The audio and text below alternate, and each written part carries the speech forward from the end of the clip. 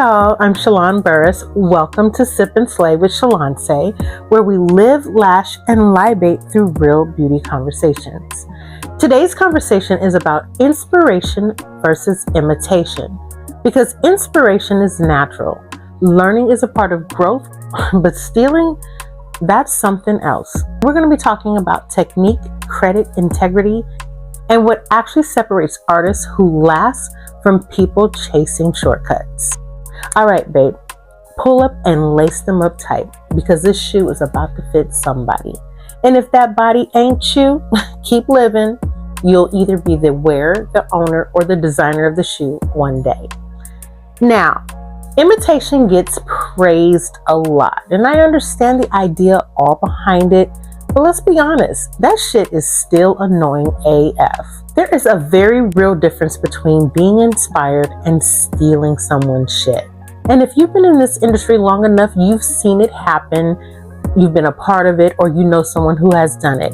You've seen gatekeepers who swear they figured it out all alone, and people who sat in your classes, watched your process, and then turned around and taught your techniques like they came up with it on their own. Now, people who take ideas from smaller, unknown artists, and we saw what happened with TikTok and that, right? They run with it and act like they've never seen it before. They never give credit to where credit is due. But the wildest part is watching people walk through doors that you opened. Not only did you open them, you held the door and allowed them to come through with you. Then they get through the door and close it before you have a chance to step foot in.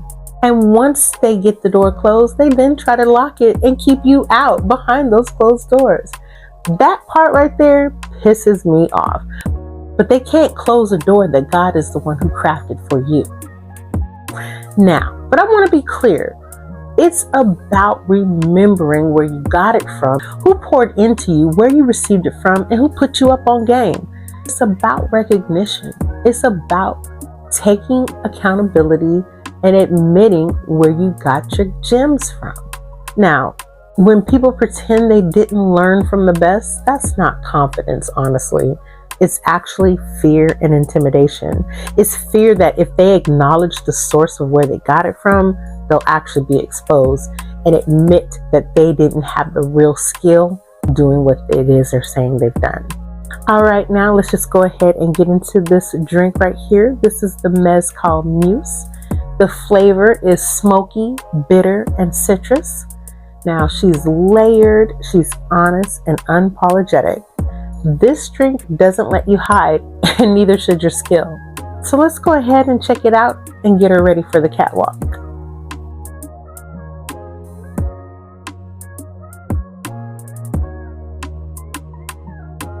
Remember, you can find everything you need on the drink essential list. But to get started with the Mezcal Muse, let's go ahead and get those ingredients.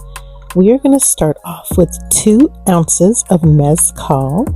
We're going to then use 1 ounce of Martini and Rossi. Next, we're going to use 1/2 of a fresh lime.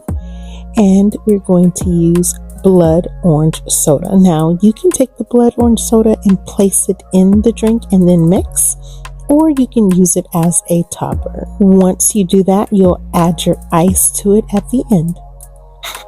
Now, imitation doesn't last because technique always tells the truth. You can copy a look, you can mimic a method, and you can recreate a moment, but you cannot fake mastery. Technique is what keeps clients loyal. It's what keeps them rebooking. It's what keeps your name circulating when the hype starts to fade. Here's the part that people don't like to admit. The ones who steal, they actually rush, they skip, they pass over fundamentals, and they build fast. But you know what? They don't build solid.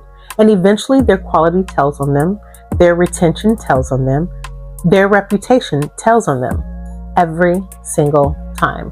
Now let me talk directly to the smaller artists watching this. If someone copied you, that does not mean you're behind. It means you were ahead enough for them to watch. Your originality is not your weakness. It's your protection.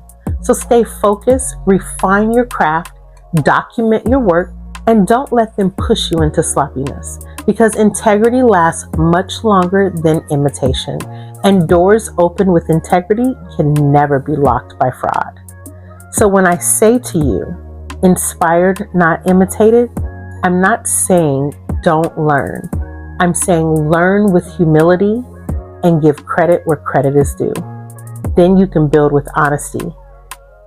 So tonight's toast is for the originals, the ones who shared what they knew and had no problem doing it. They opened doors when they didn't have to. They stayed solid even when things got funny. Cheers to integrity, longevity, and real skill. Now, next week, we're going to be talking about pretty, powerful, and present. No, we're not going to be talking about me, darling. We're going to be talking about how popularity can fade, but reputation will speak long after lips have been sealed. So make sure that you catch Sip and Slay on Instagram, YouTube, and TikTok. The link is in the bio as always.